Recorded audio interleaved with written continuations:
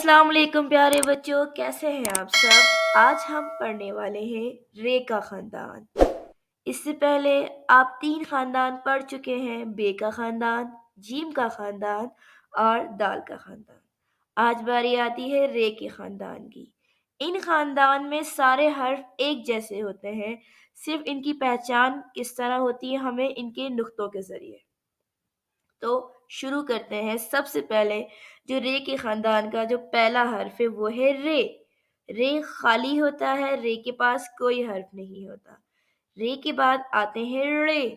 रे के ऊपर एक छोटी सी त्वें होती है और रे की आवाज रा। रे के बाद आते हैं जे। जे के ऊपर एक नुक्ता होता है और जे की आवाज जा। उसके बाद आते हैं या, और फारसी के हम इन्हें पढ़ते हैं और फारसी की जो आवाज़ है वो है या। दोबारा पढ़ते हैं रे रा, रे रा, जे जा, फारसी ये या। आए प्यारे बच्चों, एक एक करके इनके ज़ख़ीरा अल्फाज से मिलते हैं और आगे बढ़ते हैं। जी प्यारे बच्चों, रे के ख़ानदान का पहला हर्फ रे।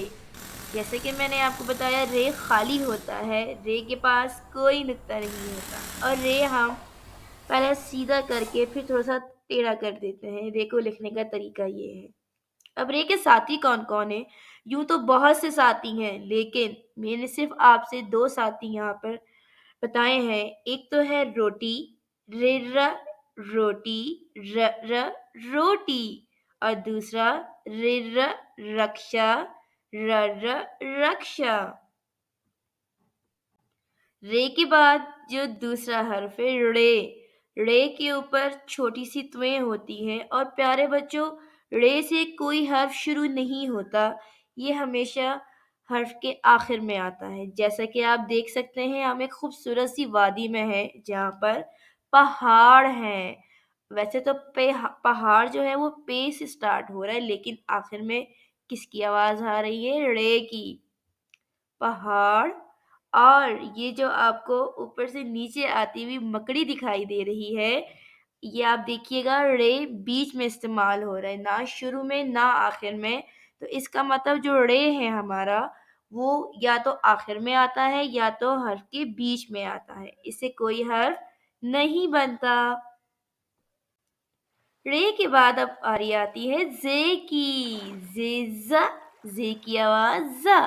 जे के ऊपर एक नुक्ता होता है और जे के साथ ही जिराफा और जेब्रा नदी में पानी पीने आए हैं। आप देख सकते हैं दोनों के शुरू में ही जे लिखा हुआ भी नजर आ रहा है और आवाज, बच्चे आवाज पर ध्यान दिया करें। जिजा जिराफा, जजा जिराफा, ज़ेज़ा ज़ेब्रा, ज़ज़ा ज़ेब्रा। अब उसके बाद सबसे आखिर में जो हर्फ है रे के ख़ानदान का वो है ये, फारसी ये, और इसकी आवाज़ या। इससे सिर्फ एक ही हर्फ बनता है, यालाबारी। जब तेज़ बारिश होती है मोटे मोटे कतरों वाली, उसे यालाबारी कहते हैं। वैसे तो हम बारिश कहते हैं, बारिश हल्की हल्की जो होती है उसे बारिश कहते हैं। जब मोटे मोटे ड्रॉप्स आप देख सकते हैं, तस्वीर में नुमाया है, उसे हम कहते हैं यालाबारी। ये यालाबारी, यालाबारी। Subscribe to my channel, like the videos and press the bell icon.